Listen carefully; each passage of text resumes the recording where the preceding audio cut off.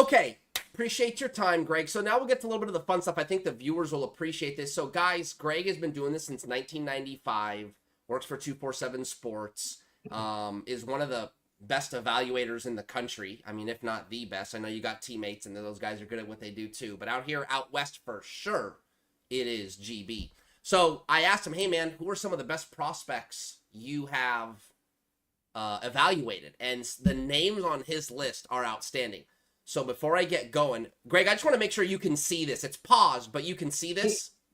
Looks like Tustin High School. Yeah. Okay. Good. All right. Good. Back in the day. So first on your list was Deshaun Foster. Go ahead as the. And let me just say this wasn't a ranked list, and also I wanted to go SoCal, Southern California, right? I've seen Adrian Peterson and Myles Garrett and Vincent Young, but I wanted to keep it Southern California. Yeah, I love that. And also I got to make sure I understand. Like, this isn't based on the best high school player, because that'd be like a Matt Grudegood, right? Like guys like that who are just great high school. These are more guys that you watch them in high school and you say, okay, this guy will play in the NFL someday.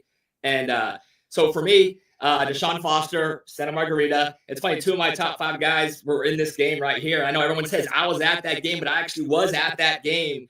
Kind of a funny backstory. The year before, Santa Margarita beat Tustin pretty badly. This was going to be the Fox game of the week, and Tustin declined because they thought, oh, we got smoked last year. It ended up being probably one of the 2 or 3 best high school football games I've ever seen. But Deshaun Foster, you talk about traits, right? And again, not talking high school, we're talking about what you need to do to be a good college at the NFL. It's about traits, it's about projection. Deshaun, as a high school guy, was 6'1", he was 210, he was fast, he was a 10-7 sprinter, he was physical, he was smart, he had instincts. He played 2 ways. He played receiver. He played running back, obviously. We're really good corner safety as well. And he competed like you would not believe. And in this game, he probably got the ball 40 times. And I think he scored 5 6 touchdowns. Yeah.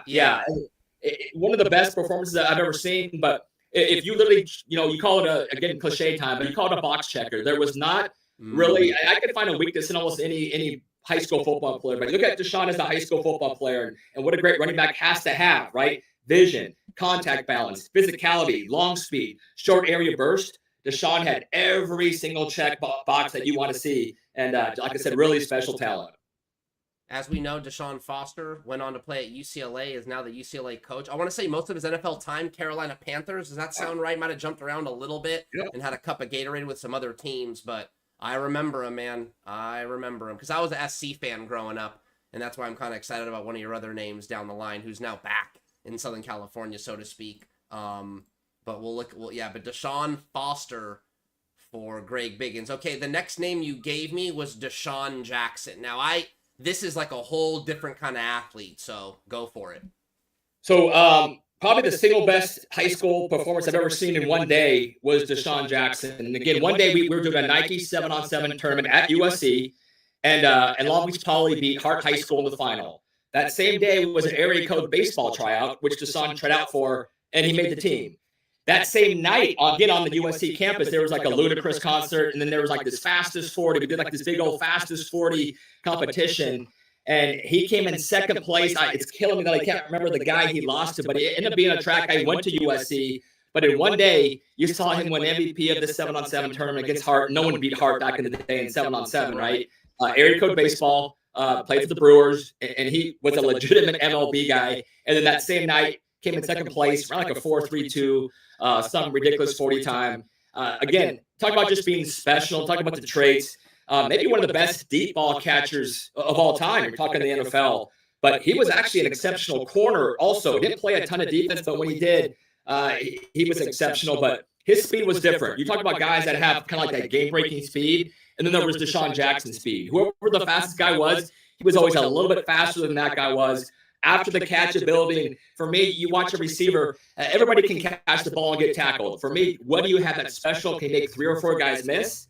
Can you stretch the field? You got a little bit of wiggle, a little bit of juice after the catch. Also, Deshaun, underrated in terms of a route runner and his hands. Very natural, didn't fight the ball. So he was a undersized guy, but it didn't matter because he was so good in every other area that being 5'10" and like a $160, he was still exceptional. And in baseball, he played center field?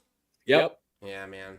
Terrific. Okay, the next guy, and I have a feeling an ad's going to run here, but none other than Heisman Trophy winner Carson Palmer. Yeah, we called him the robo quarterback because he was so, again, Bob Johnson disciple right there, and the drops, the ball, the release, everything. Yeah, kind of far back, right? Like slightly. I don't know if you would call it unorthodox, but I remember kind of a long pause right before he'd gun it a little bit. He got a little bit tighter with it, but another guy who, again, quarterback, but he was a really good basketball player at Santa Margarita, multi-sport guy. I'll keep preaching that gospel, and it was kind of fun. The first event I ever went to in my life was a Reebok Combine. This was on the UCLA campus. And going to that event, everyone talked about this guy named Jason Thomas, who played at Dominguez and also played basketball with Tayshaun Prince, Kenny Bruner. But I kept saying, hey, Jason Thomas, the best quarterback. And I kept watching this other guy, Carson. And I go, look, I don't know anything. I'm just here. It's my first day. I'm an intern. But this guy over here looks like he's still throwing the ball a little bit differently. Like the ball's coming out of his hand. Like I don't usually have ever seen this thing before, right? It's coming out hot and perfect spirals. And then he went on, obviously, to have a great career at USC and the first round pick in the draft, and now he's coaching. But as a high school quarterback, again, and you're watching him, he was tough, very competitive, underrated athletically.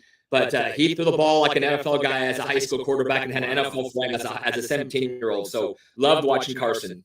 Yeah, that's awesome. And obviously, for those that don't know, he is back coaching in Southern California. He is back at his old stomping grounds in his first year at Santa Margarita as the head football coach. Love this one you gave me. So Tyron Smith, Moreno Valley. I mean, you're talking about a big fella. So yeah, I mean, I feel like, and I feel like when it comes to evaluating big guys like this, there's more than just, oh my gosh, he's a behemoth. There's more to it, right? Yeah, no. So again, not to sound funny, so size doesn't matter as much because everyone's big, right? So the first thing that we look for is we look for athleticism more than anything else. Because at the next level, you look at a media guide and everyone's 6'6" and 300 pounds.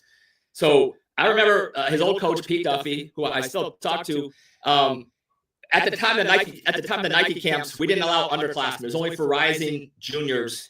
And he said, hey, I got a kid who's going to be a freshman. He'll be the best player you've ever seen. I'm like, hey, Pete, maybe next year we can't get him. You got to wait. It's got to wait a year. He goes, well, I just want you to come out and meet him. And so he brings him out. I shook his hand, and I felt like a 3-year-old. It was the biggest hand I've ever seen. Just a massive kid, but he was lean. Again, you don't want fat, sloppy. And I didn't want to be harsh, but you want lean, athletic, and fluid. Yeah, if anything in these highlights, he kind of looks like a basketball player with pads on, like a broad-shouldered kind of long guy. You want length and feet. You want length and feet, and that's why we're big on measurements. We do hand size, arm length, wingspan, and if you have a sub, 35 arm and a sub 80 wing, you can't play tackle for sure. So Tyron Smith was long as heck, big feet. He was going to grow. He looked skinny at 270, and the question was, how big can he get? And that's always a little bit of a concern. If you have a guy who's too lean, it's like, okay, how much mass can this kid put on? And he ended up being 300 plus at USC, but the best high school offensive lineman that from a prospect standpoint that I ever saw. Again, had the feet, the fluidity, had the arm length, had the toughness and the physicality. I want a guy not dirty, but I want a guy who's got a little bit of an edge, right? I want a guy a little bit of nasty. If you're playing in the trenches, and you got to be tough, you got to be a dog. And Tyron, he was mean and nasty, not dirty, but had the length, had the feet, had it all. So elite offensive tackle prospect. Okay, our next guy, I don't know, like I kind of almost, okay, so we saw Desean Jackson, Robert Woods. I mean, I'm not, are they comparable, right? Yeah. I mean, he was a pretty dang good athlete too, or are they two completely different guys? They were different. Deshaun was probably had a little bit more juice just from a top end speed standpoint, but I'll tell you what, when we called him Woody, Woody's senior year, he could have been the number one player in the state at 3 different positions: wide receiver, corner, and safety. He was special, and body control was elite. After the catch ability was elite. Again, not a huge guy. I'm usually a fan of the 6'3", 6'4" Andre Johnson, Megan Fun types. But so Deshaun and Woody for me were in that 5'11", 6 feet range, but Woody was so tough, man, and his ability to make tough grabs through contact. And again, I love a guy with after the catch. What can you do? You get tackled right away, or can you make 3 guys miss and take it to the house? And that was what he could do. Again, a two-way guy. I'm a big fan of two-way snaps. We see that projects really well. Elite corner, elite safety, elite track, 400-meter 100-meter runner, 200-meter runner, highest of the highest compete level that I've seen. And so, yeah, he might not have had like the top end speed that Deshaun Jackson, but as for all around football player, one of the best I've ever seen. It's awesome. We got two more for Greg Biggins. DeAnthony Thomas, who this is like a little city section action here. Crenshaw. And I want to say this is a guy where, tell me if I'm wrong, it's like it didn't matter. Everyone knew where the ball was going. Didn't matter. Yeah, I mean, he was legendary. I mean, he was the Black Mamba before Kobe was. And I love city section football. It's kind of sad right now that it doesn't have the same kind of buzz that it used to be. But DeAnthony was. I mean, you go to a Crenshaw game and there would be celebrities there watching him. One of those guys that you watch and you thought for sure there's no way this guy won't be playing in the NFL for as long as he wants. Went to Oregon and it was like watching high school stuff all over again. Kick return, punt return, jet sweeps, running back, wide receiver, slot. Every time he had the ball, like his speed was just different, and he was electric, man. Like again, 2-3 steps, and he was full blast, able to cut and change direction, going full speed, didn't have to really throttle down at all.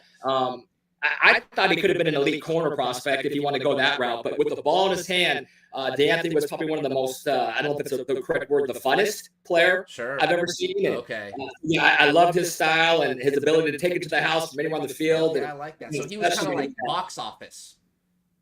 Box office, absolutely. Yeah, that's awesome. That's awesome. And I mean, so went to Oregon, played for Chip Kelly, and then what? Just didn't become an NFL guy, or what was the gap there? Yeah. So he got drafted. I want to say about the Chiefs. Oh, okay. And he kind of hung around for a while, but he just never really hit like he thought he would. And I don't know if he was playing out of position. Again, he was kind of a small frame, undersized guy, and it's a different level when you get banged by guys that are 240. They're also running 4 or 5, right? So. A little bit different, but that's why I kind of thought corner might be the move for him. But wide receiver, slot, running back. If you take out the NFL and just again focus on high school football, one of the 5 best players and one of the most fun guys I've ever had a chance to watch. Okay, one more here that you're high on, and more of a recent guy who, in my opinion, before I play his tapes, Bryce Young. Look, Greg, I mean, you don't have to admit this. I'll say it. I think it's cool to cover these athletes, get to know them, see their journey, and then you if you're just have any heart at all, you start to root for them. I mean, you just want to see them go and do fun stuff. And I know this is someone that you probably root for and got to know pretty well, but I started to root for him even more, even though I didn't cover him. I only started doing regional stuff the last 2-3 years, but I started to really root for him when he went through his spell in Carolina where they kind of sat him and he kind of really had to go through a season of just not playing good football, not playing at all, maybe some doubt. And then he got his chance back and really finished the season well with some nice starts. So I'm rooting for him because he had some really down times and quickly was able to respond. So yeah, man, go for it. Bryce Young. Yeah. You can make a case, again, I watched him at Cathedral and then obviously went to Mater Dei, but one of the best high school quarterbacks of all time. And there's other players in that, you're talking just high school only. Right. People in Texas swear by Kyler Murray.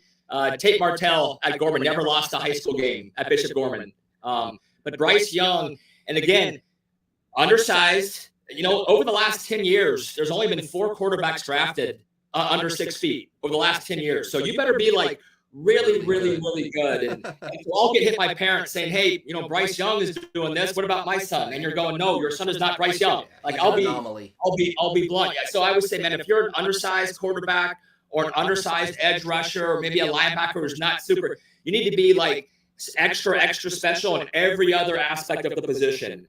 Bryce Young probably had the best ability I've ever seen about, just feeling pressure, where it was coming from, making guys miss, eluding them, extending the play, and making something creative happen outside the pocket. Best I've ever seen. Arm strength was underrated always. His hand size, he actually had a bigger hand than DJ, Uyang and Lele. Those two, kind of the 2 quarterbacks coming out. Bryce had a 10.5 hand.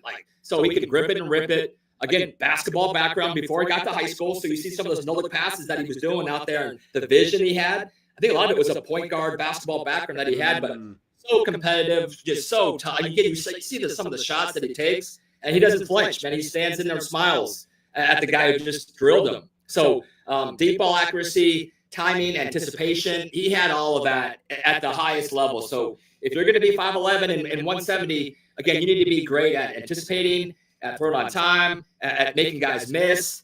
Not a hyper athletic kid. You're not going to see him run a 4.5, but he played fast, right? He was able to elude it. If he needed 10 yards, he would get 11 yards, just taking off and running. And just his IQ off the charts as well. So Bryce will always be one of my favorite guys. And like you mentioned, man, great kid, great mom and dad, great family. So just super easy to root for. Love that, Greg. Thank you for that. And I had a couple other athletes I wanted to mention, but I do want to kind of tighten it up here. I'll mention one that to me in my 10 years stood out and would like to get your feedback on him, and that was Kayvon Thibodeau. I thought he was so special at Oaks Christian coming off the edge, and kind of someone, in my opinion, you'd walk up and just kind of a specimen. I know in high school probably a little light, like 230, 225, and so I know everyone was like, man, he's got to get a lot bigger if he wants to do this on Sundays, and he did, and he's obviously doing really well for himself. But just kind of talk about what you saw at KT, because he was really, really fun to watch. So I saw him at Dorsey, and again, I'm always going to try to home for LA City football if I can. And he was special then. I think one of the games I watched, he had like 4 or 5 sacks, and 4.0 GPA kid. I don't think people know how smart the guy was. Yeah. And you have a conversation with him. You feel like you're talking to an adult, right? He kind of had it all figured out at an early age. He's going to go to Oregon. He was going to get a degree, and I think it was like sports marketing, and he was going to be an agent when he's like, he had it all figured out at an early age. So Oaks Christian was good there, but even before then, playing at Dorsey. And again, undersized from a weight standpoint, but again, you look at the arm length, you look at the get off, the way you can turn, dip, bend. You see those guys that, really good football high school players, but maybe a little stiff. They can't turn that corner. KT, man, he was elite at getting low. However your left tackle was, he was going to get lower, and his closing speed, those last 3 or 4 steps, he was really, really good there. Played the run extremely well, too. So just, again, cliche, checked off every box that you want to see. And, shoot, first-round pick, and hopefully he has a big season this year. But, no, another guy, great high school player.